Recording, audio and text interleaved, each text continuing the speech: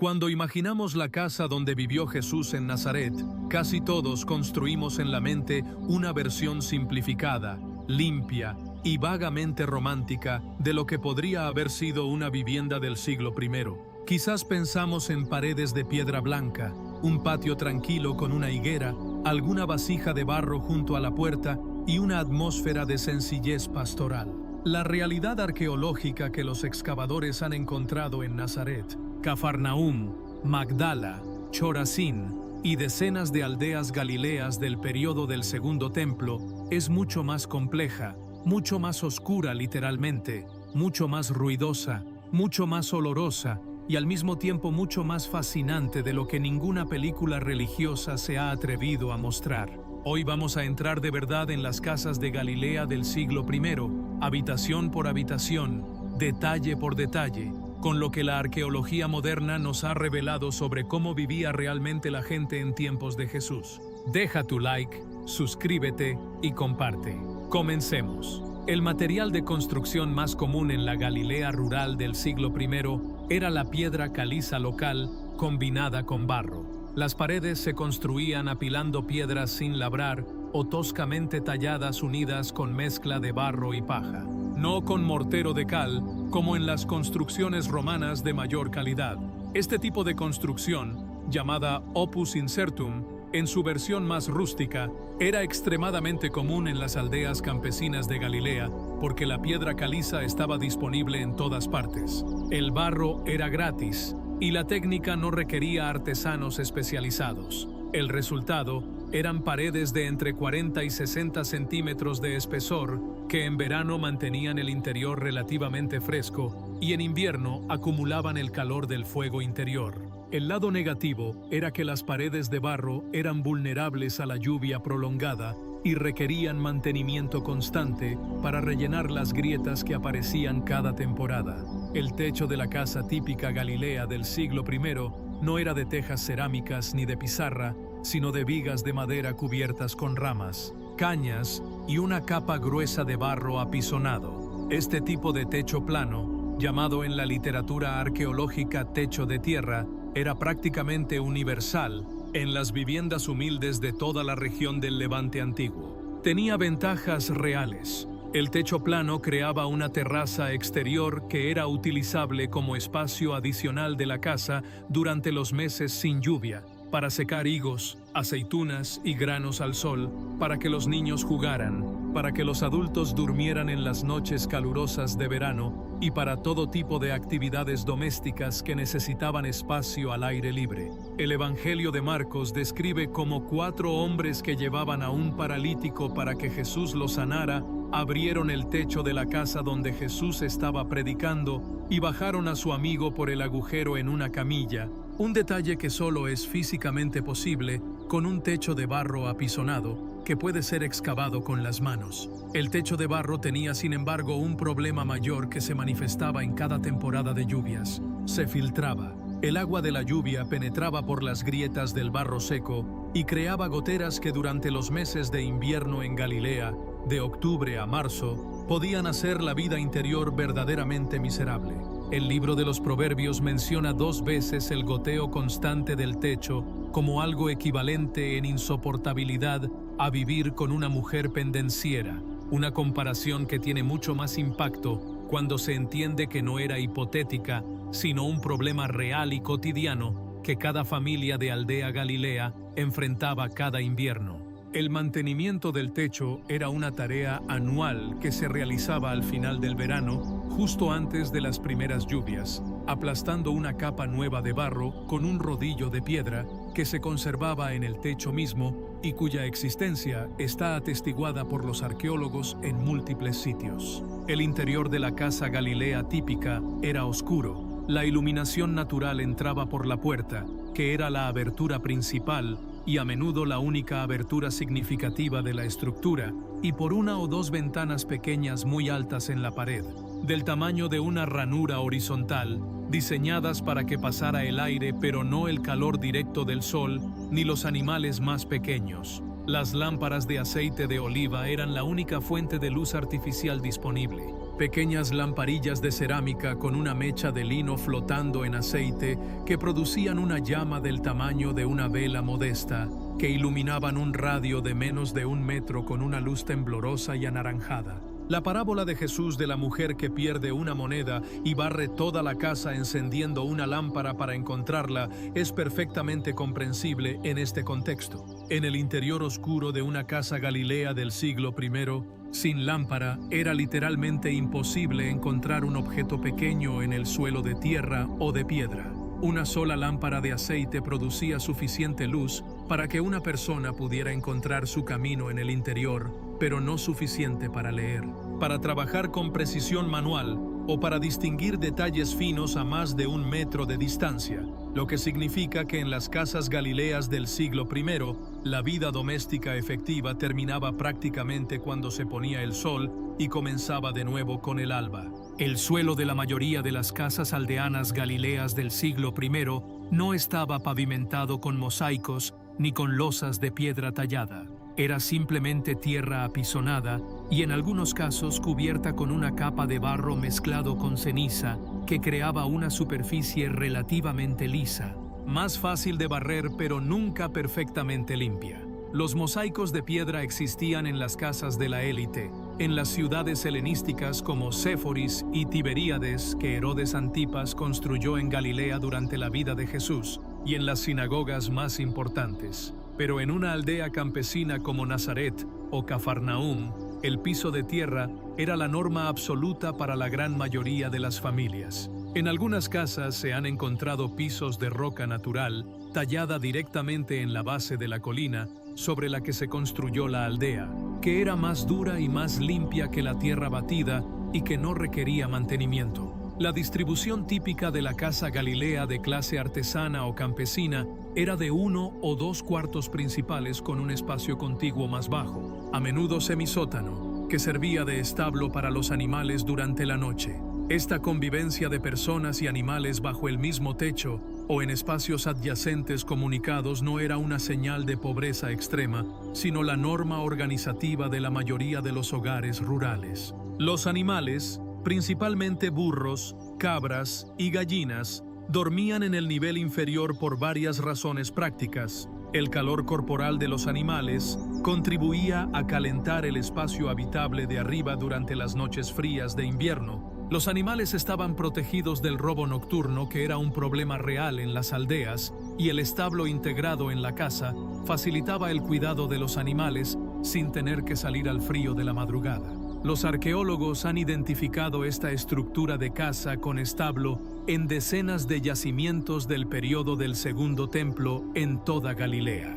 La cuestión del pesebre donde nació Jesús, según el Evangelio de Lucas, adquiere una dimensión completamente nueva cuando se conoce este patrón arqueológico. El texto griego de Lucas usa la palabra fatne, que puede traducirse como pesebre o comedero de animales, y el bebé Jesús es colocado en ella porque no había lugar en el catalima, una palabra que puede significar cuarto de huéspedes o posada según el contexto. Los estudiosos que conocen la arqueología de las casas galileas del siglo I señalan que muchas casas de la región tenían un espacio para animales integrado y que el pesebre como comedero de animales en una casa privada es perfectamente coherente con la arquitectura local de la época.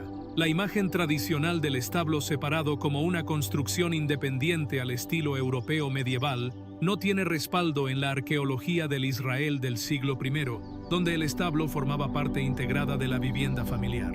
El humo era el enemigo invisible de la vida doméstica en el siglo I.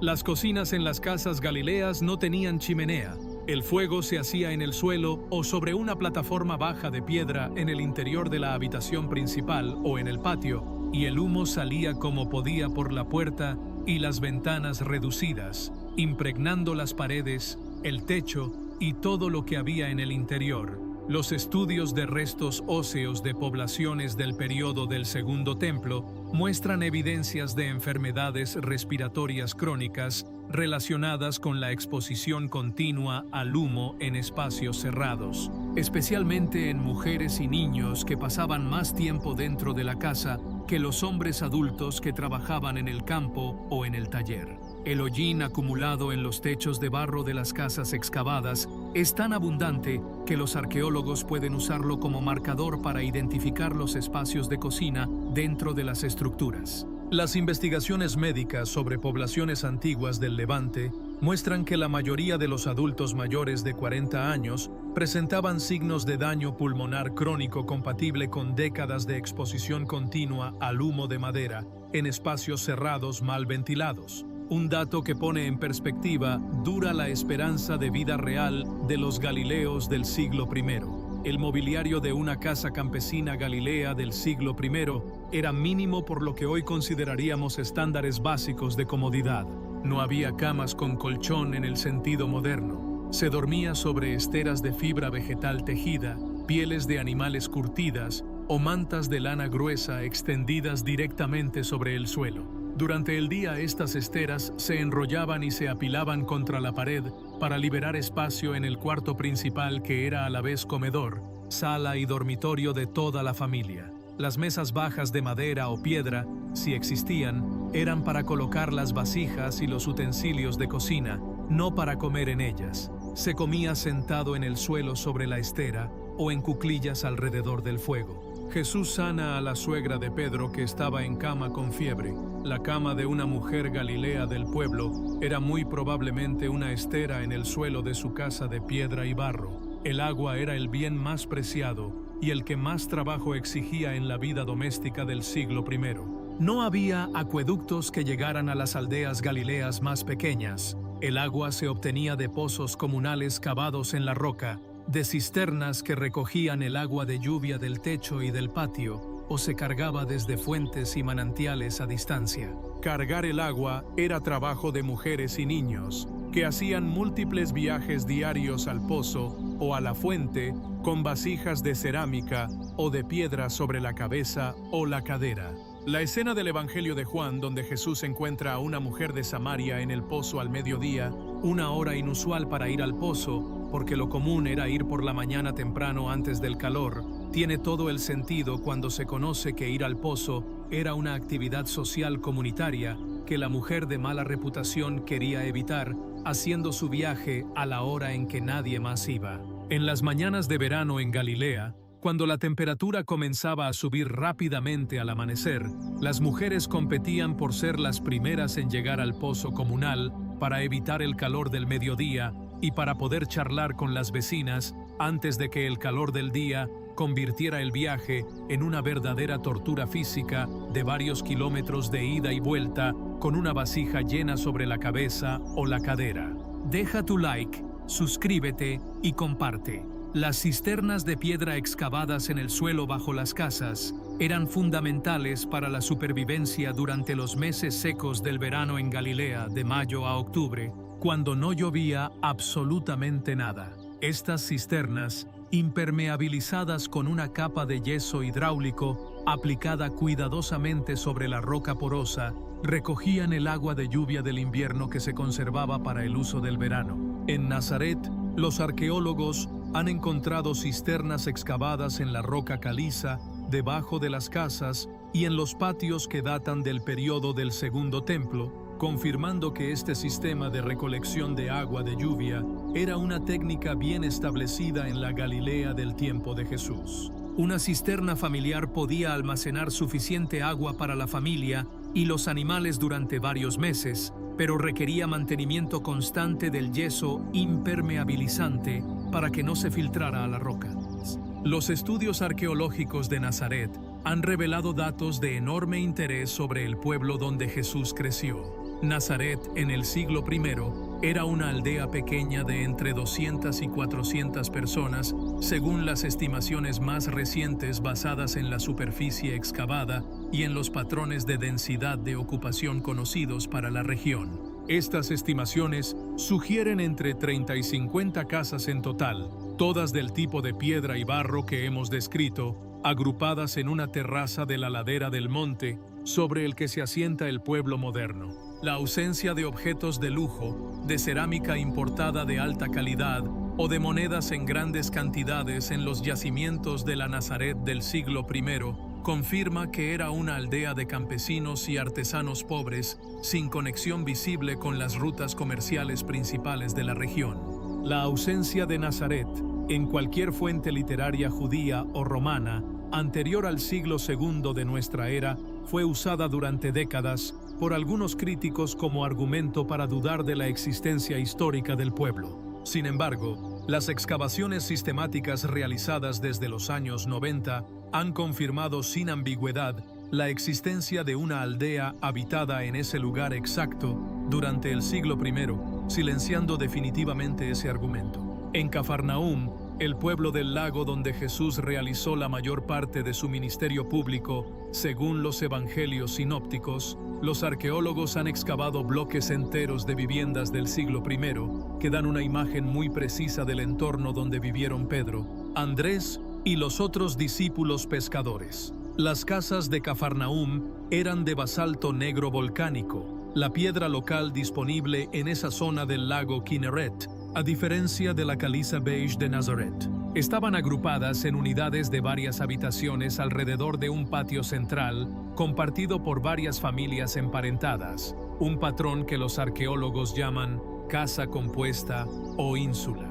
Este patio central era el corazón de la vida doméstica. Allí se cocinaba sobre fogones de piedra, se procesaba el grano con el molino de mano, se guardaban los aperos y herramientas, y los niños jugaban bajo supervisión de las mujeres. Los arqueólogos han identificado en Cafarnaúm lo que consideran con alta probabilidad la casa de Pedro, mencionada en los evangelios como el lugar donde Jesús sanó a la suegra de Pedro y donde se hospedaba cuando visitaba el pueblo. Esta estructura de basalto negro del siglo I muestra signos de haber sido usada como lugar de reunión desde muy temprano en la historia cristiana. Sus paredes tienen grafitis en griego y arameo, con nombres y referencias a Jesús que datan de los siglos I y II, y el espacio fue transformado progresivamente primero en Domus Ecclesia, una casa adaptada para reunión religiosa, y luego en iglesia formal en el siglo IV. La continuidad de uso sagrado del sitio desde el siglo I hasta hoy es un dato arqueológico de primer orden que ningún investigador serio pone en duda. El patio central de las casas galileas del siglo I era el espacio donde se realizaba la mayor parte del trabajo doméstico que requería luz natural. Allí estaba el horno de pan, llamado tabún en arameo, una estructura de barro en forma de campana invertida que se calentaba con fuego en su interior y sobre cuya superficie exterior caliente se pegaban las tortillas de pan sin levadura para cocerlas en minutos. El molino de mano era otro elemento fijo del patio, dos piedras circulares de basalto o de caliza, la inferior fija y la superior giratoria mediante un palo de madera, que se usaban para moler el trigo o la cebada en harina cada mañana antes de hornear el pan del día. El sonido de las piedras de moler al amanecer era tan característico de la vida aldeana que el libro del Apocalipsis lo usa como imagen de la vitalidad de una ciudad, la ciudad de Babilonia que será destruida y nunca más se oirá en ella el sonido del molino. El ruido que producían esas piedras de basalto girando entre sí al moler el grano era tan constante y tan característico de la vida aldeana al amanecer que los vecinos lo usaban como reloj natural. Cuando se escuchaba el primer molino del pueblo empezar a girar, era hora de levantarse y comenzar el día de trabajo que en las aldeas agrícolas del siglo I comenzaba siempre antes de que saliera el sol. La propiedad privada dentro de la casa Galilea del siglo I era limitada, y los límites entre lo de la familia y lo del vecino eran mucho más porosos de lo que la modernidad occidental considera normal. En una unidad de ínsula donde varias familias emparentadas compartían el patio central, el acceso a los espacios comunes era continuo y sin formalismos. Los útiles de cocina, el molino, el horno y las herramientas de trabajo podían ser prestados entre casas vecinas de la misma familia extensa sin mayor ceremonia. Las parábolas de Jesús sobre el vecino que golpea la puerta a medianoche pidiendo prestados 3 panes porque le llegó un visitante y no tiene nada que ofrecerle, son completamente coherentes con esta cultura de economía doméstica compartida entre vecinos próximos donde pedir y prestar era parte de la vida cotidiana normalizada. El color de las paredes interiores de las casas galileas no era el blanco de la cal que asociamos con el Mediterráneo. Las paredes de barro sin enlucir o con un enlucido de barro liso eran de color tierra, beige, ocre, marrón, según la composición del suelo local.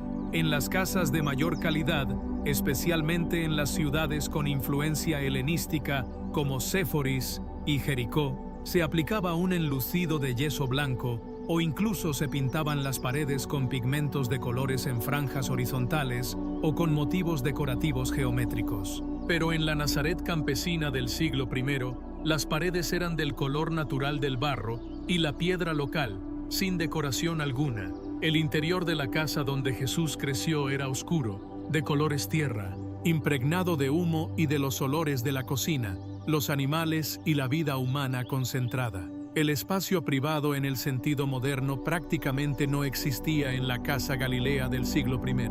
Una familia de 5 o 6 personas, que era el tamaño familiar más común según las estimaciones demográficas del periodo, vivía en 1 o 2 cuartos de aproximadamente 20 metros cuadrados en total. Toda la vida familiar se desarrollaba en ese espacio compartido sin posibilidad de retiro individual. Se dormía juntos, se comía juntos, se trabajaba juntos y se recibía a los visitantes en el mismo espacio reducido. La intimidad que la modernidad da por supuesta era simplemente inexistente para la inmensa mayoría de los galileos del siglo I.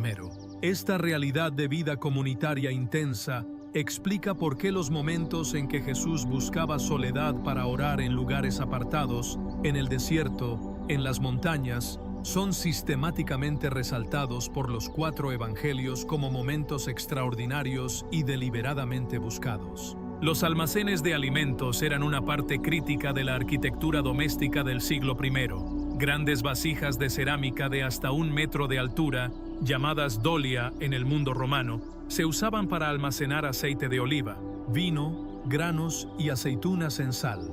Estas vasijas se enterraban parcialmente en el suelo del cuarto de almacén para mantener una temperatura constante y fresca que preservara el contenido durante meses. El aceite de oliva era el producto más valioso de la economía doméstica galilea. Servía para cocinar, para iluminar con las lámparas, para el cuidado del cuerpo y como producto de intercambio comercial.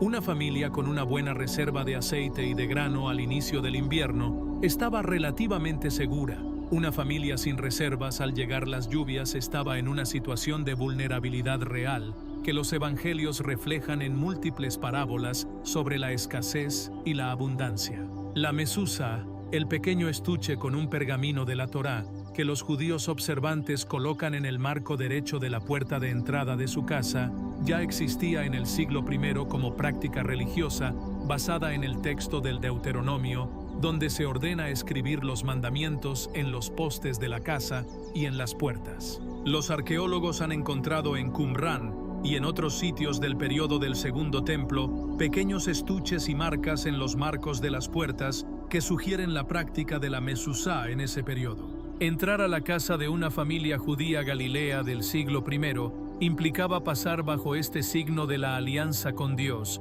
un gesto ritual cotidiano que integraba lo sagrado en el umbral mismo de lo doméstico, de una manera que no requería templo ni sinagoga, sino que ocurría en la puerta de cada hogar cada vez que alguien entraba o salía. Entender cómo eran realmente las casas galileas del siglo I transforma la manera de leer los evangelios de una forma que ninguna reflexión puramente teológica puede producir. Cuando Jesús dice que no se preocupen por el mañana porque la preocupación de hoy es suficiente, está hablando a personas que literalmente no sabían si al día siguiente tendrían grano para moler, aceite para la lámpara y madera para el fuego. Cuando describe el reino de Dios como la levadura que una mujer mezcla en la harina, está usando la imagen del cuarto oscuro y humoso de la cocina familiar, donde una mujer real mezclaba masa cada mañana con sus manos en el suelo de tierra. Cuando habla del padre que ve a su hijo pordiosero volver desde lejos y sale corriendo a su encuentro, está describiendo a alguien que vive en una casa desde cuya puerta puede ver el camino que viene de lejos, porque las casas galileas estaban en las laderas de las colinas con vistas despejadas al valle. La geografía de las casas es la geografía de las parábolas. Deja tu like, suscríbete y comparte. Hasta la próxima.